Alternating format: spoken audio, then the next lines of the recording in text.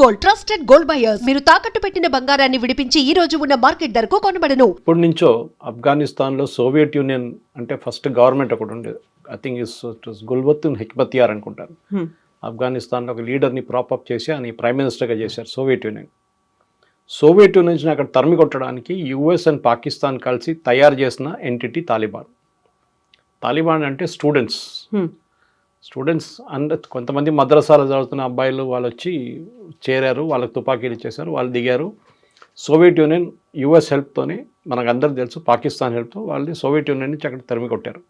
Soviets వెళ్ళిపోయిన తర్వాత ఏమైపోయిందంటే మైదానం మొత్తం ఖాళీ అయిపోయింది. ఎవడు కావాలంటే వాడిని కొట్టుకున్నారు. ఫర్ ఎగ్జాంపుల్ నార్దర్న్ అలయన్స్ ఉండే అహ్మద్ షా మసూద్ అని చెప్పి was very friendly with India. ఆయన్ని 9/11 కన్నా 6 రోజుల ముందు చంపారు.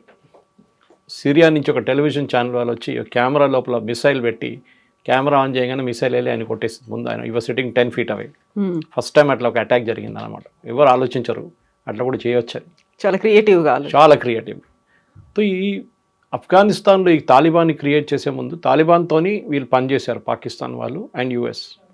మన దగ్గర జర్నైల్ సింగ్ భింద్రన్ వాళ్ళే స్టోరీ చెప్పుకోవచ్చు మనం కావాలంటే. జర్నైల్ సింగ్ భింద్రన్ వాళ్ళని తయారు చేసిన మనిషి Indira Gandhi. Indira Gandhi he was a nobody, చిన్న ప్రీస్ట్ ఉండే ఆయన తీసుకొచ్చి పెద్ద హైప్ ఇచ్చేసి పెద్ద డబ్బులు ఇచ్చి మనీ ఇచ్చి ఆయుధాలు ఇచ్చి ట్రైనింగ్ ఇచ్చి చేసిన మనిషి ఇందిరాగాంధీ. ఎందుకంటే సిక్ గురుద్వారా ప్రబంధక్ కమిటీ అని ఈ అన్ని గురుద్వారా కంట్రోల్ అప్పుడు అకాలీదళ్ చేతిలో ఉండే.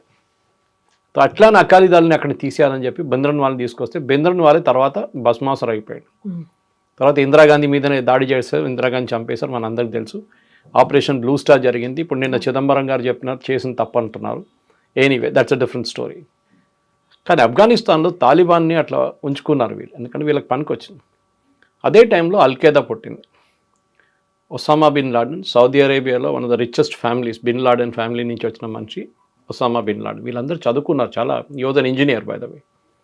ఆయన అసిస్టెంట్ ఏమో ఐమన్ అల్ జవారీ, ఆయన కూడా డాక్టర్ అంటున్నారు, నాట్ ఎగ్జాక్ట్లీ కన్ఫర్మ్డ్. వీళ్ళందరూ వచ్చి ఆఫ్ఘనిస్తాన్ని ఒక బేస్గా వాడుకున్నారు.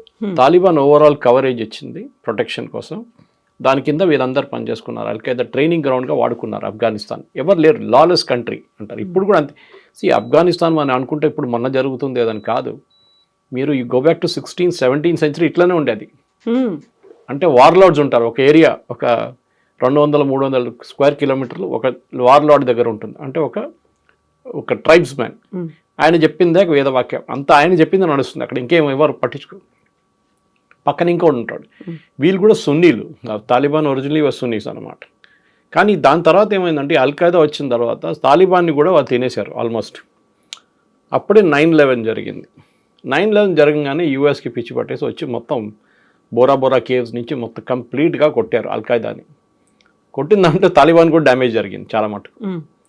దాని తర్వాత అల్ఖైదాని ఫినిష్ చేసేసారు. మనందరికి తెలిసిందే, మన ఒసామా బిన్ లాడెన్ పాకిస్తాన్లో దొరికారు. అది కూడా పాకిస్తాన్ ఆర్మీ క్యాంప్ పక్కన. ఆయన చంపేసిన తర్వాత ఆ స్టోరీ అయిపోయింది అక్కడ. Al-Qaeda got finished. ఇప్పుడు కూడా అల్ఖైదా ఉన్నారు, some parts of Syria, some parts of Iraq. దాని తర్వాత ఐసిస్ అని వచ్చింది, మనందరికి తెలుసు, ఇస్లామిక్ స్టేట్ ఆఫ్ సిరియా. అట్లా అదొక ఇంకొక క్రియేషన్ తయారైందన్నమాట. కానీ తాలిబాన్ లాగానే ఉండిపోయారు ఆఫ్ఘనిస్తాన్లో, ఎందుకంటే గవర్నమెంట్ లేకుండా అక్కడ. యుఎస్ నేటో కలిసి చాలా సంవత్సరాలు ట్రై చేశారు కొంచెం సెంబ్లెన్స్ అని తీసుకొద్దాం. కానీ చాలా మటుకు సూసైడ్ అటాక్స్ జరిగింది. కాబుల్ పోలీస్ అకాడమీ మీద, అక్కడున్న డిప్లొమాటిక్ మిషన్స్ మీద, మన మిషన్ మీద దాడి జరిగింది. వాళ్ళకి ఏంటంటే సూసైడ్ చేయడానికి రెడీగా ఉన్నారు, లైన్ కట్టేసుకొని ఉన్నారు అందరూ. అండ్ దాని తర్వాత వాళ్ళ ఒక షరియా కోడ్ లాగా, strict Islamic code, women should not come out, మా అమ్మాయిలకు చదువు లేదు, స్కూల్కి వెళ్ళాల్సిన అవసరం లేదు, పాట పెట్టకూడదు, సినిమా థియేటర్లు వద్దు. ఇట్లా ఆలోచించండి. ఆఫ్ఘనిస్తాన్ అనేది ఒక టైంలో పాత ఫోటోలు తీస్తే మీకు అనిపిస్తుంది మినీ స్కర్ట్స్ వేసుకొని తిరుగుతుండే ఆఫ్ఘనిస్తాన్. మెయిన్ యూనివర్సిటీ, కాబుల్ యూనివర్సిటీలో అట్లాంటి ఒక ఆఫ్ఘనిస్తాన్ ఇట్లా తయారైందనమాట. ఎనీవే అది వాళ్ళ చాయిస్, వాళ్ళు ఎట్లా రూల్ చేసుకుంటారు. కానీ దాని తర్వాత పాకిస్తాన్ తాలిబాన్ కొంచెం ఫ్రెండ్లీ అయిపోయారు. ఎందుకంటే ఒకసారి యూఎస్ పారిపోయారు, మన అందరూ తెలుసు, బైడెన్ ఏరియాలో యూఎస్ పారిపోయారు. అక్కడ పారిపోయారు లిటరలీ. వాళ్ళ ఎక్విప్మెంట్ అంతా బాగారం ఎయిర్ ఫోర్స్ బేస్లో పెట్టి overnight that disappeared. NATO కానీ యూఎస్ కానీ. ఎందుకు వాళ్ళు తట్టుకోలేకపోయారు. కన్సిస్టెంట్గా బాంబింగ్లు, రోడ్ సైడ్ బాంబింగ్లు, సూసైడ్ బాంబింగ్తో చిరాకు వచ్చి వాళ్ళు వెళ్ళిపోయారు last. Whether it is the right move or not is a different question. Trump ఏమో అంటున్నాడు అది చేసిందంత తప్పు, we should have been there only అంటున్నారు. ఇప్పుడేమో మాకు వగారం ఎయిర్ ఫోర్స్ బేస్ కావాలంటున్నారు. దాని తర్వాత తెహ్రీకే తాలిబాన్ ఒక ఎంటిటీ తయారైంది. పేర్లాగా కామన్గా ఉంది కానీ they operate only in Pakistan, especially border areas of Afghanistan and Pakistan. ఈ బార్డర్ ఏరియాని డురాండ్ లైన్ అంటారు, DURAND. అదే బ్రిటిష్ వాళ్ళు డ్రా చేసిన ఒక లైన్. అది పాకిస్తాన్ అంగీకరించట్లేదు. పాకిస్తాన్ ఓకే అంటున్నారు కానీ ఆఫ్ఘనిస్తాన్ అంగీకరించట్లేదు. ఆ లైన్ కాదు, మేము ఇంకా పాకిస్తాన్ లోపలికి రావాలంటున్నారు వాళ్ళు. సో వాళ్ళ స్ట్రాటజీ క్లియర్ అన్నమాట. సో దానికోసం వాళ్ళు ఏమైనా చేస్తారు. రెగ్యులర్గా పాకిస్తాన్ ఆర్మీ మీద తెహ్రీకే తాలిబాన్ దాడి చేస్తున్నారు. ఇప్పుడు కాదు, చాలా సంవత్సరాల నుంచి. వాళ్ళ రావల్పిండి హెడ్ క్వార్టర్స్ మీద కొట్టారు ఒకసారి, సూసైడ్ బాంబింగ్ చేశారు. చాలా మట్టుకు ఇప్పుడు మనం చూస్తున్న జాఫర్ ఎక్స్ప్రెస్ కానీ మిగతా అంతా వీళ్ళు చెప్తున్నది బలూచ్ లిబరేషన్ ఆర్మీ అంటారు కానీ దాంట్లో తెహ్రీకే తాలిబాన్ చేయకూడదు, దాంట్లో డౌట్ లేదు. ఇప్పుడు లేటెస్ట్ ఫ్లాష్ పాయింట్ ఏం జరిగిందంటే వాళ్ళ ఒక టెర్రరిస్ట్ లీడర్ని చంపడానికి పాకిస్తాన్ ట్రై చేశారు. ఎందుకంటే మొన్న వాళ్ళ పాకిస్తాన్ ఆర్మీ క్యాంప్ మీద దాడి చేసి జాఫర్ ఎక్స్ప్రెస్ని డీరైల్ చేసిన తర్వాత దాని కోపంగా వీళ్ళు వెళ్ళి కొట్టారు పాకిస్తాన్ ఎయిర్ ఫోర్స్. తాలిబాన్కి ఎయిర్ ఫోర్స్ లేదు ఎక్కువ, ఉన్నదంతా పాత హెలికాప్టర్లు, అది ఫ్లై చేస్తుందో లేదో కూడా తెలియదు. అది US వాళ్ళు అట్లనే పెట్టి వెళ్ళిపోయారు అక్కడ. కానీ వాళ్ళ దగ్గర ఉన్నది మెయిన్ కాంపోనెంట్ ఏంటంటే సూసైడ్ బాంబర్స్. అది నేను చెప్పాను కూడా చూడండి, ముందు పెద్ద లైన్ ఉంది వాళ్ళ దగ్గర రెడీగా, ఎంతమంది కావాలంటే అంతమంది వెళ్తారు సూసైడ్. పాకిస్తాన్కి ఇప్పుడున్న భయం అది. ఇది కన్వెన్షనల్ వార్ కాదు. మనం ఇప్పుడు we go back to Vietnam. ఇంత పెద్ద US ఆర్మీని ఓడించింది ఒక చిన్న గెరిలా ఆర్మీ, ఓకే, వియట్కాంగ్ అని చెప్పి. వాళ్ళ గెరిలా ఆర్మీ US ఆర్మీని ఓడించిన వియట్నాంలో లెసన్స్ ఏంటంటే కన్వెన్షనల్ వార్ కాదు, this is a unconventional war. ఇప్పుడు మన ఎగ్జాంపుల్ చెప్పాలంటే ఇరాక్లో జరిగినట్లా చెప్పొచ్చు మనం కావాలంటే. అది కాకుండా సిరియాలో జరిగింది చెప్పొచ్చు, అక్కడ కుర్డిస్తాన్లో జరిగింది. ఒక ఆర్మీ రెగ్యులర్ ఆర్మీ ఇర్రెగ్యులర్ ఆర్మీతో ఫైట్ చేస్తున్నారు. ఫర్ ఎగ్జాంపుల్ ఈవెన్ మీరు కాశ్మీర్ తీసుకోండి, మనం ఫైట్ చేస్తున్నప్పుడు వీఆర్ ఫైటింగ్ ద టెర్రరిస్ట్. వాళ్ళు రూల్స్ పాటించరు. ఆర్మీ అన్నప్పుడు ఆర్మీ టు ఆర్మీ కొన్ని రూల్స్ ఉంటుంది, రూల్స్ ఆఫ్ ఎంగేజ్మెంట్ ఉంటుంది. మీరు ఒకరిని పట్టుకుంటే ప్రిజనర్ ఆఫ్ వార్గా ట్రీట్ చేయాలి, అని హ్యూమన్గా ట్రీట్ చేయాలి, అన్ని హ్యూమన్ రైట్స్ ఇవ్వాలి, వాడికి తిండి పెట్టాలి, వాడిని హ్యాండ్ కఫ్ చేయకూడదు, చాలా రూల్స్ ఉన్నాయి అట్లా. కానీ టెర్రరిస్ట్ ఇదంతా పట్టించుకోరు. సో ఈ తెహ్రీకే తాలిబాన్ని ట్యాకిల్ చేయడానికి పాకిస్తాన్ ఆర్మీ కొంచెం ఒక ఏం చెప్తా కొంచెం గట్స్ వచ్చేసింది వాళ్ళు. ఎందుకంటే US ఇప్పుడు బ్యాక్ చేస్తున్నారు వాళ్ళని. స్పెషలీ ఖైబర్ పఖ్తూన్వా కానివ్వండి, ఇక్కడ ఇటువైపు బలూచిస్తాన్ వైపు రేర్ ఎర్త్స్కి ఒక US కంపెనీ మొన్ననే ఫస్ట్ కన్సైన్మెంట్ USకి పంపించారు. అటువైపు చైనా ఏమో మేము ఇవ్వమంటున్నారు. సో పాకిస్తాన్ మీద మొత్తం డిపెండ్ అయి ఉన్నారు US ఇప్పుడు. సో US ఏమన్నారంటే ఫస్ట్ రాగానే మీరు చూసుంటారు, ట్రంప్ రాగానే ఒక పాకిస్తాన్తో మన ఆపరేషన్ సింధూర్ తర్వాత ఈ రేర్ ఎర్త్స్ కోసం అగ్రిమెంట్ సైన్ చేశారు. ఆ రేర్ ఎర్త్స్ అగ్రిమెంట్లో వాళ్ళు ఏం చెప్పారంటే బలూచ్ లిబరేషన్ ఆర్మీని మీరు టెర్రరిస్ట్ గ్రూప్గా డిక్లేర్ చేయండి అని అసీం మునీర్ డిమాండ్ చేశారు.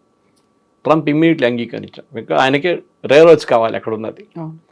అది వీళ్ళేమో థ్రెటన్ చేస్తున్నారు. దీని ముందు చైనీస్ వర్కర్స్ని చాలామందిని చంపారు వీళ్ళు, బలూచ్ లిబరేషన్ ఆర్మీ వాళ్ళు. సో తెహ్రీకే తాలిబాన్ ఏమో నార్త్ నుంచి కొడుతుంది, అంటే వాళ్ళ basically north of Pakistan and south of Afghanistan. వీళ్ళేమో బలూచ్ వాళ్ళు ఇక్కడి నుంచి, ఖైబర్ పఖ్తూన్ వాళ్ళు ఇంకా ట్రైబల్ గ్రూప్స్ చాలా ఉన్నారు. మొన్న పాకిస్తాన్ ఎయిర్ ఫోర్స్ అక్కడ కూడా బాంబ్ చేశారు, మీరు గుర్తుండి, వాళ్ళ ఓన్ సిటిజన్స్ మీద బాంబ్ చేశారు వాళ్ళు. కానీ మేము చేయలేదన్నారు, అందరికి తెలిసి చేశారని చెప్పేసి. ఇప్పుడు పాకిస్తాన్ ఫారిన్ మినిస్టర్ నిన్న కూడా భారతదేశంలో ఉన్నారు ఆయన ఏం చెప్పారంటే మేము 58 మంది పాకిస్తాన్ సోల్జర్స్ని చంపామంట. కొంతమంది ఏమో 120 అంటున్నారు, కానీ ఆయన ఇచ్చిన figure 58. We will go with that figure, ఎందుకంటే ఆయన ఒఫీషియల్ కదా రిప్రజెంటింగ్ ఆఫ్ఘనిస్తాన్ ప్రాబ్లం ఏంటంటే present government, Taliban government problem ఏంటంటే లోకంలో చాలా తక్కువ గవర్నమెంట్స్ వాళ్ళని అంగీకరించారు. One of them is Russia. మిగతా వాళ్ళు ఎవరు, ఈవెన్ ఇండియా ఇప్పుడు దాకా we are not accepted Taliban regime. కాకపోతే వాళ్ళు మాత్రం మనతో ఫ్రెండ్షిప్ చూస్తున్నారు. వాళ్ళకి కావాలి, ఎందుకంటే వాళ్ళకి ఇన్ఫ్రాస్ట్రక్చర్ కావాలంటే మనమే, రోడ్లు వేసింది మనమే, దీనికన్నా ముందు కూడా ఇప్పుడు కూడా మనమే వేస్తున్నాం. ఇక్కడ హాస్పిటల్ కట్టింది మనమే, వాళ్ళ పార్లమెంట్ కట్టింది మనమే. ఇదంతా మనం చేసాం వాళ్ళ కోసం, ఎందుకంటే అప్పుడున్న గవర్నమెంట్ని కొంచెం హ్యాపీ హ్యూమర్గా పెట్టుకుందాం అనుకుని చేసామన్నమాట. ఇప్పుడు కూడా అది పనికి వస్తుంది. ఇప్పుడు మన మ్యూజియూ ఇస్ ద క్లాసిక్ కేస్. మాల్డీవ్స్లో రాగానే ఇండియా అవుట్ అని చెప్పి క్యాంపెయిన్ తీసుకొచ్చి ఇండియాని అక్కడి నుంచి అంతా తెరిమి కొట్టాలని చెప్పారు. కానీ లాస్ట్ ఏం జరిగింది, లాస్ట్ ఆయన ఇప్పుడు 6 నెలలకు వచ్చి ఒక $50 మిలియన్ తీసుకెళ్తాడు. మనమే హెల్ప్ చేస్తున్నాం. అప్పు తీసుకొని ఇక్కడి నుంచి ఇప్పుడు అప్పు కట్టలేకపోతున్నారు. సో దాని ద్వారా మన దగ్గర వచ్చి డబ్బులు తీసుకెళ్తున్నారు అనమాట. ఇది కూడా అంతే సంగతి. ఆఫ్ఘనిస్తాన్కి ఏం కావాలంటే వాళ్ళకి డబ్బులు లేవు వాళ్ళ దగ్గర. వాళ్ళకి ఉన్నది ఒకటే ట్రేడ్, ఓపియం. డ్రగ్స్. అది రావాలంటే పాకిస్తాన్ త్రూ నుంచి రావాలి. పాకిస్తాన్లో కొన్ని ఏరియాస్లో కూడా ఓపియం కల్టివేట్ అవుతుంది. అక్కడి నుంచి కరాచీ వచ్చి కరాచీ నుంచి అది శ్రీలంక వైపు వెళ్తుంది. కానీ ప్రాబ్లం ఎక్కడ వచ్చిందంటే కొత్తగా భారతదేశంలో ఉన్న మన నేవల్ ఫోర్సు కార్వార్ కానీ ఇంకోటి లక్షద్వీప్లో కొత్త పోస్టులు పెట్టారు, చాలా పెద్ద నేవల్ బేసెస్ పెట్టారు. దాంతో డ్రగ్స్ ఆగిపోయింది అక్కడే. వాళ్ళకు రూట్ లేదు. ఇప్పుడు వారు పంపించాలంటే సోవియట్ యూనియన్ నుంచి పంపించాల్సి వస్తుంది. అది చాలా డిఫికల్ట్ ఇప్పుడున్న వార్ సెనారియోలో. ఇట్లా వైపు ఇరాన్కి వెళ్తే వాళ్ళు చంపేస్తారు, ఇరాన్ వాళ్ళు పట్టుకుంటే చంపేస్తారు డ్రగ్స్తో.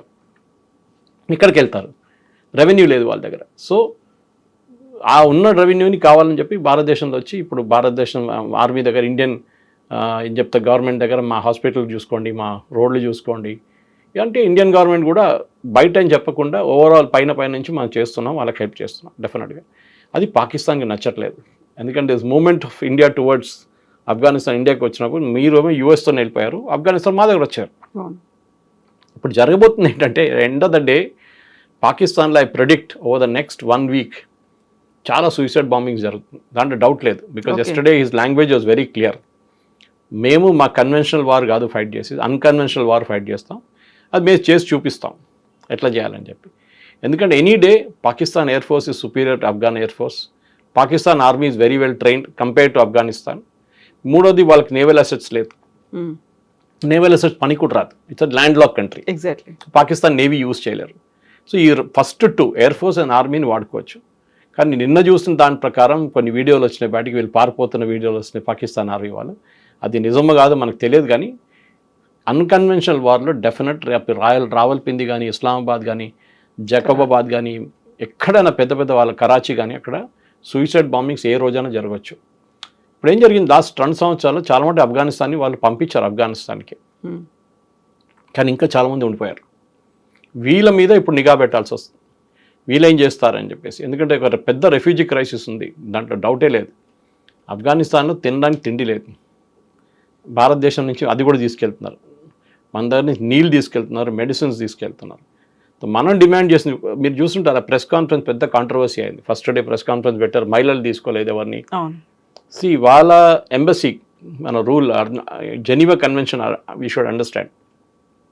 భారతదేశం యుఎస్లో ఉన్న కన్సులేట్ ఉందనుకోండి మనది, లేకుంటే ఎంబసీ బ్రిటన్లో ఉన్న ఎంబసీ లండన్లో, బ్రిటిష్ పోలీస్ దాని లోపల రావరు. It's your own territory. Same thing with Afghanistan here also. మీరు చాణక్యపురి ఢిల్లీకి వెళ్తే అదంతా వాళ్ళ టెరిటరీ, అక్కడ Indian police can't enter. Even ఒక మర్డర్ కేసు జరిగితే కూడా వాళ్ళు పర్మిషన్ ఇస్తేనే లోపల ఎంటర్ చేయొచ్చు మనం. అది పెద్ద ఇష్యూ అనమాట. సో ఇక్కడ వాళ్ళు ప్రెస్ కాన్ఫరెన్స్ పెట్టిన వాళ్ళు డిసైడ్ చేశారు ఎవరిని పిలవాలని చెప్పి. కానీ నెక్స్ట్ డే బహుశా ఇండియన్ గవర్నమెంట్ రియాక్షన్ చూసి సరే మేము ఇంకో ప్రెస్ కాన్ఫరెన్స్ పెడతాం, అందరిని పిలిచారు, మహిళల్ని ఇంక్లూడ్ చేశారు. ఏం చేశారు, నథింగ్. వాళ్ళు అడిగిన ప్రశ్నకి ఆయన జవాబులు ఇచ్చారు, వెళ్ళిపోయారు. అందరు హ్యాపీగా సమోసా చాయ్ తినేసి తాగేసి వెళ్ళిపోయారు. దిస్ ఇస్ పాయింట్ ఎక్కడ వస్తుందంటే ఆఫ్ఘనిస్తాన్ ఒక మోడర్న్ కావాలంటే వాళ్ళు మార్చుకోవాలి, వాళ్ళ వే ఆఫ్ థింకింగ్ మార్చుకోవాలి. అది చేయరు, because they are like that. వాళ్ళు హార్డ్ కోర్ ఇస్లామిక్ ప్రిన్సిపల్స్ నుంచి వచ్చిన వాళ్ళు. ఇప్పుడు ఇరాన్ ఏం తక్కువ కాదు, మన దగ్గర కూడా సౌత్ కెనరా ఏరియాలో హిజాబ్లు ఉండాలి, బుర్కాలు వేసుకోవాలని చెప్పి కంపల్సరీగా చేస్తున్న మనుషులు మన ప్రెస్ కాన్ఫరెన్స్ పెడితే వీళ్ళందరూ ఏడ్చుకున్నారు. ప్రియాంక వాద్రా వీళ్ళందరూ.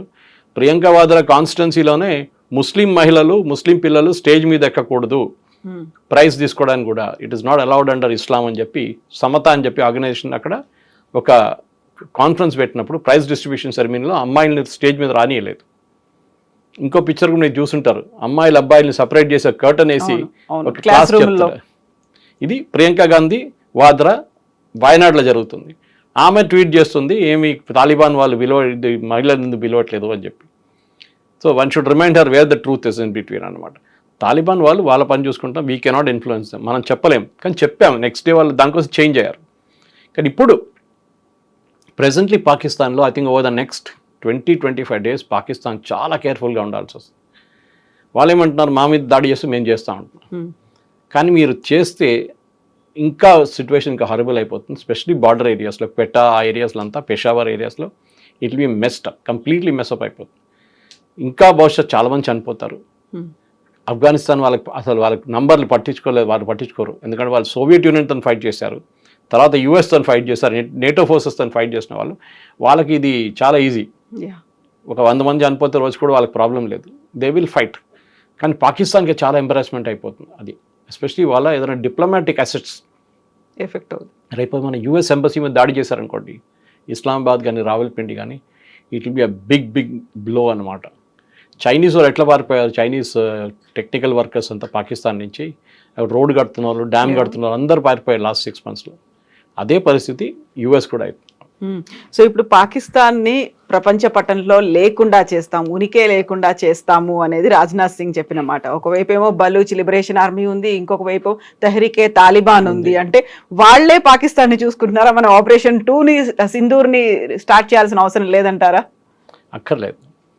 మనం కూడా పాకిస్తాన్ ఏం చేస్తున్నారు, వాళ్ళ వైపు నుంచి జైషే మొహమ్మద్ కానీ, ఈయన మసూద్ అజర్ వాళ్ళ అవుట్ఫిట్ కానీ, వీళ్ళందరూ ఇండియన్ ముజాహిదీన్ అన్నీ వాళ్ళ దగ్గర కూడా ఒక 6 గ్రూప్స్ ఉన్నారు.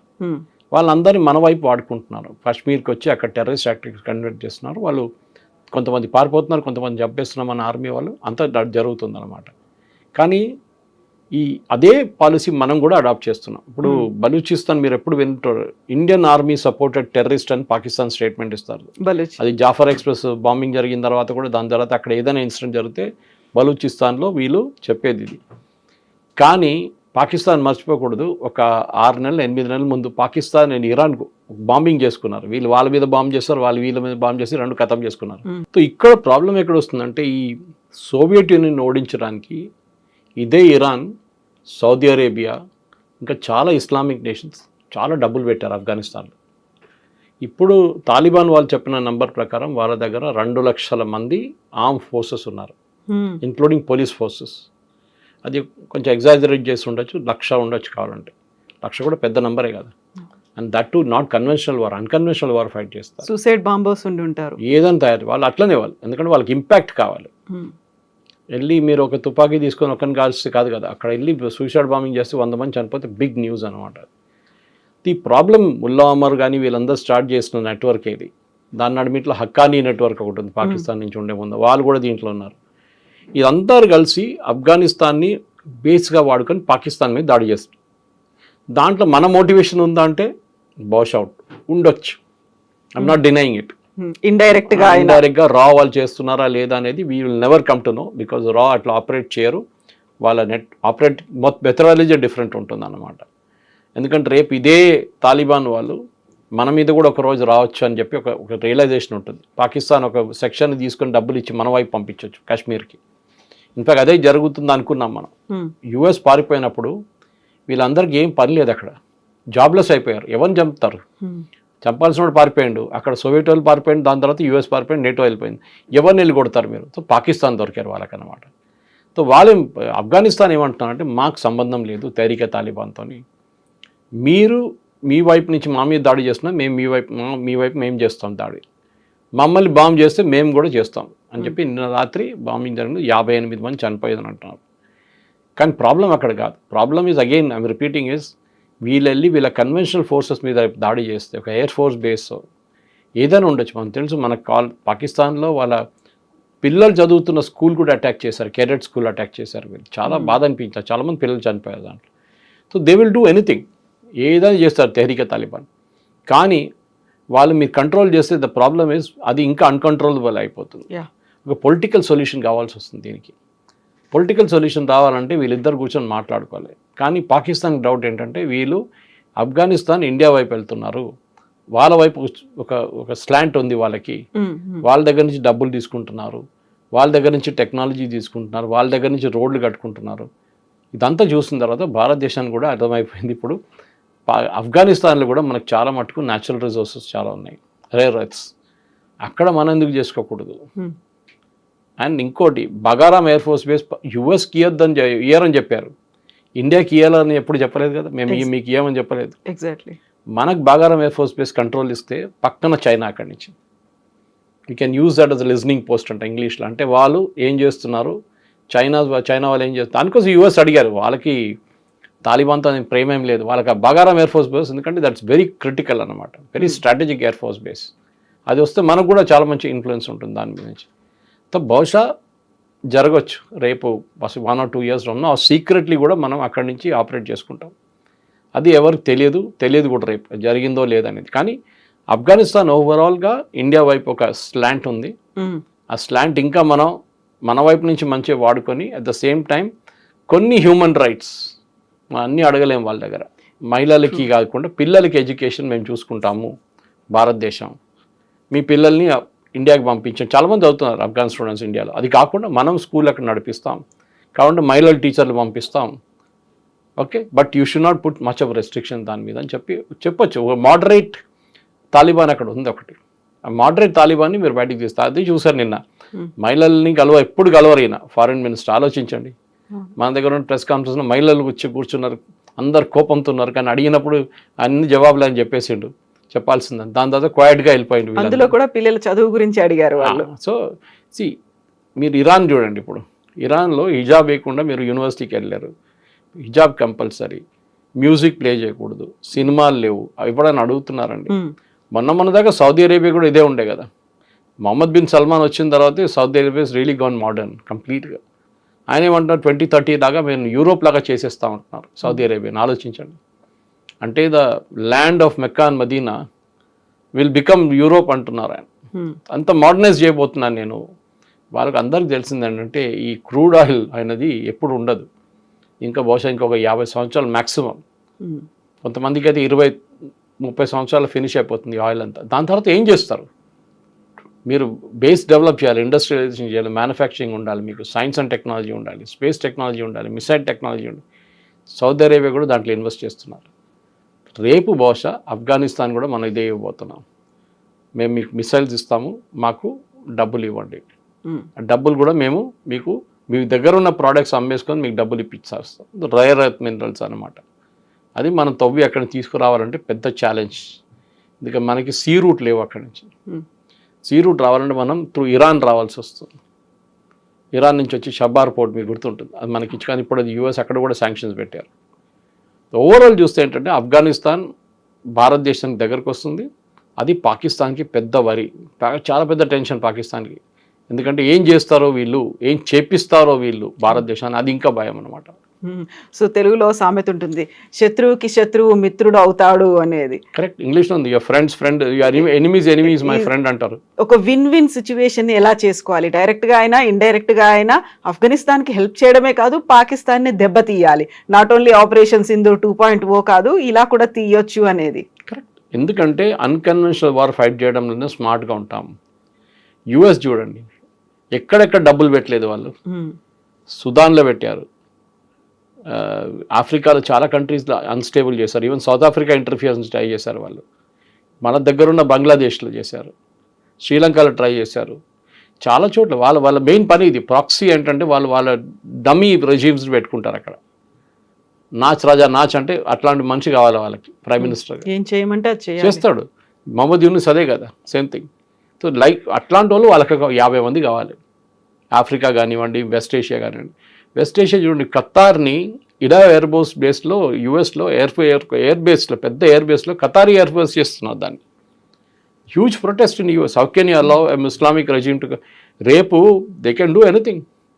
Qatar is home to Muslim brotherhood, Hamas, Al Qaeda, వీళ్ళందరూ అక్కడే కదా హెడ్ క్వార్టర్స్ వీళ్ళందరిది. రేపు వాళ్ళు వచ్చి హెడ్ క్వార్టర్స్ యూఎస్లో పెట్టి ప్లేన్లో తీసుకొచ్చి అక్కడ దింపుతారు యూఎస్లో వీళ్ళందరినీ మళ్ళీ ఇంకో 9/11 చేయడానికి. So US also is very dangerous position. వాళ్ళు అక్కడిక్కడ ఆడుకుంటున్నారు గేమ్, కానీ ఏదో ఒక రోజు ఇదే బస్మాస్తో తీసుకొచ్చి యూఎస్ తల మీద కూడా పడతారు. ఆ రోజు తెలిసిపోతుంది. దట్ ఈస్ వై మన వైపు నుంచి చూడండి, we have not recognise Taliban till date. Officially diplomatically మనం రికగ్నైజ్ చేయలేదు, కానీ మనం చాలా క్లోజ్గా వాళ్ళతో వర్క్ చేస్తున్నాం. బయట చెప్పట్లేదు. జరిగిందేమో దాన్ని 5% బయటకు వస్తుంది అంతే. మిగతా 90% it will be hidden from the public view అనమాట. స్కూల్ కడతారు, బస్ స్టాండ్లు కడతారు, ఇది ఏం చెప్తారు, పార్లమెంట్ కట్టాం, హాస్పిటల్, అదన్నీ పబ్లిక్ ఐలో ఉంటుంది. అది కాకుండా అండర్ ద రాడార్ చాలా ఉంటుంది అన్నమాట. స్పెషల్లీ డిఫెన్స్, అక్కడే వాళ్ళకి మోడర్నైజేషన్ కావాలి. వాళ్ళకి మోడర్నైజేషన్ కావాలంటే వాళ్ళు డబ్బులు ఇస్తే మనం చేస్తాం. No free work, simple as that. So దానికి మోదీ గవర్నమెంట్ పనిచేస్తున్నారు. డెఫినెట్గా ఒక 5-6 సంవత్సరాల తర్వాత దీని రిజల్ట్స్ మళ్ళీ బయటకు వస్తుంది. అప్పుడు మనం ఏం చేశారని చెప్పేసి ఒక క్లారిఫికేషన్ వచ్చేస్తుంది. సో ఆఫ్ లేట్ అయితే ఒక నమ్మదగినటువంటి మిత్రుడిగా భావిస్తోంది ఆఫ్ఘనిస్తాన్ భారతదేశాన్ని. డెఫినెట్గా వాళ్ళకి చాయిస్ లేదు. పాకిస్తాన్ దగ్గర వెళ్ళలేరు, ఇరాన్ దగ్గర వెళ్ళలేరు, భయపడతారు వీళ్ళందరూ, శాంక్షన్స్ పెడతారు కదా యుఎస్ అని. ఈవెన్ ముస్లిం దేశాలు అయినప్పటికీ కూడా రారు, ఎవ్వరు రారు. ఒక టైంలో అదే చెప్పాను మీకు, సౌదీ అరేబియా కానివ్వండి, ఇరాన్ కానివ్వండి, ఖత్తర్, వీళ్ళందరూ ఫండ్ చేశారు వీళ్ళని.